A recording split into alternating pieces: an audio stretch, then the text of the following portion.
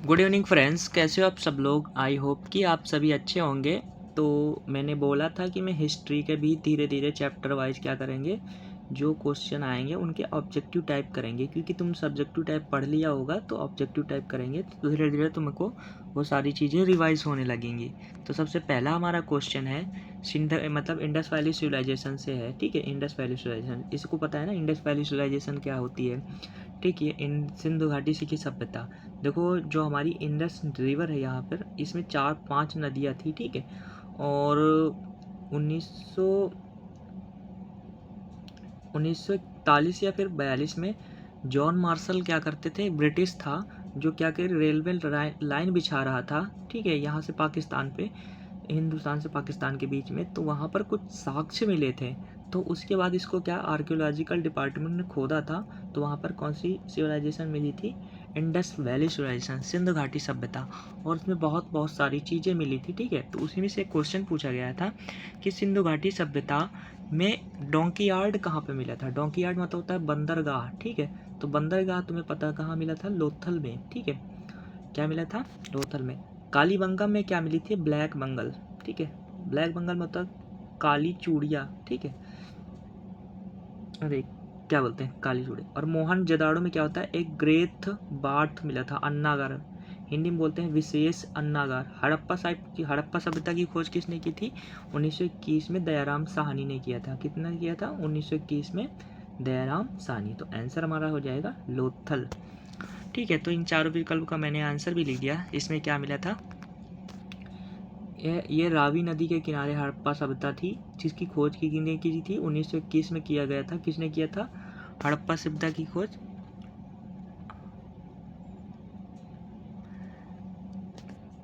ठीक, दयाराम साहनी ने किया था। ठीक है, और ये यहाँ पर एक ग्रेनरी है। ग्रेनरी मतलब अनाज को स्टोर करने के लिए। और यहाँ पर क्या, बैलगाड़ी के निशान और शंख बैल मिला।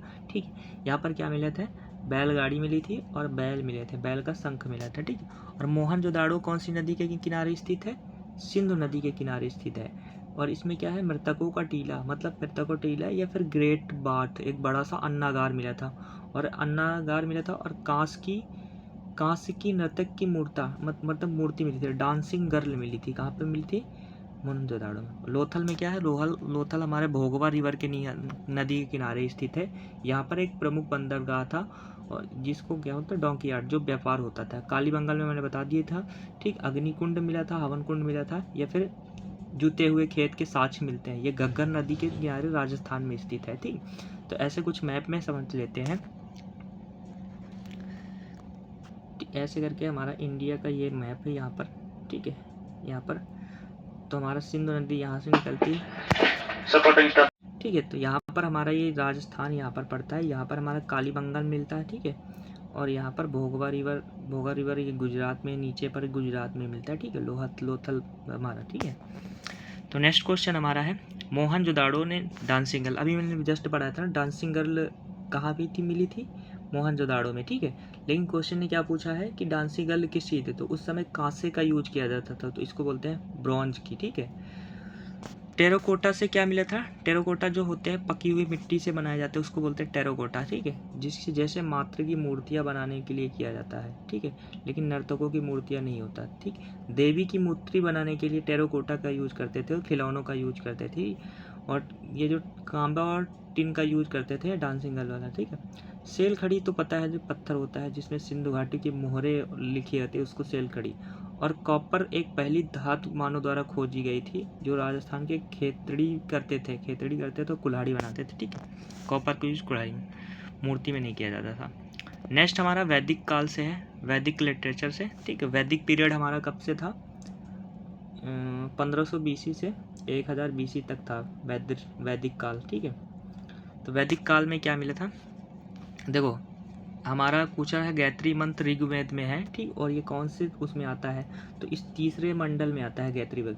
टोटल हमारे ऋग्वेद में कितने मंडल हैं, 1028 मंडल हैं। ठीक है, कितने मंडल हैं, 1028। ठीक है, 1028 मंडल हैं। ठीक है, नहीं हाइंस क्या बोलते हैं, 1028 हाइंस, हिंदी में क्या बोलते हैं, मंडल बोलते हैं, जो भी हो। ठीक है, ठीक, तो 10 मंडल हैं, 1028 हाइंस। हाइंस मतलब सूक्तियाँ उक्तियाँ बोलते हैं। ठीक, 1028 हाइंस है, इंग्लिश में बोलते हैं हाइंस। ठीक है, तो ऋग्वेद में क्या है, ये तीसरे मंडल में आता है। ठीक है, इंद्र जो है वो ऋग्वेद का सबसे महत्वपूर्ण देवता है, जिसमें 450 सूर्य है। और इन्हें पुरंदर भी कहते हैं। पुरंदर मतलब होता है किले को तोड़ने वाला, और वर्षा का देवता माना जाता है, गायत्री मंत्र नहीं है। ठीक है, तो इंद्र को क्या माना जाता है, इंद्रवेद कौन से सूक्त में आता है, 250 में। ठीक है, और अग्नि किस में आता है, अग्नि हमारा ऋग्वेद में आता है, ऋग्वेद के दूसरे में। ठीक है, जो मनुष्य के बीच है 9वें मंडल में सोम को स्मर्पित करता है। अग्नि हमारा सोम को, और सावित्र किसको वो करता है, गायत्री मंत्र को करता है। और वरुण किसको करता है, समुद्र के देवता को बोलते हैं वरुण। ठीक है,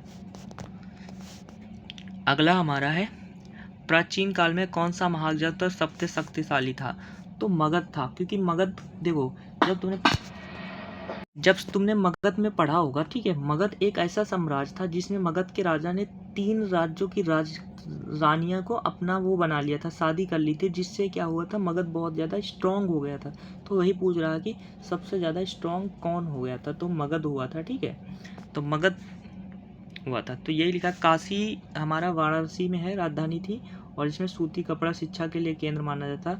और लेकिन बाद में कौशल महाजनपद इसके साम्राज्य में मिला था। ठीक है, तो हमारी जो काशी थे उसमें कौशल मिला था, और कौशल की राजधानी क्या थी, श्रावस्ती थी, और जिसमें क्या होता था, जो बुद्ध के समकालीन था। मगध जितना शक्तिशाली नहीं बन पाया। ठीक है, ये बुद्ध क्या होता था, बुद्ध होता था शांति का प्रतीक। तो कौशल की राजधानी याद रखना शांति थी, और अवंती की राजधानी उज्जैन थी। ठीक है, उज्जैनी थी, जो हमें उज्जैनी और माहिष्मती थी। ये भी क्वेश्चन पूछा गया था कि एक कौन सा ऐसा राज था एक ही समय में 2 राजधानियां थी।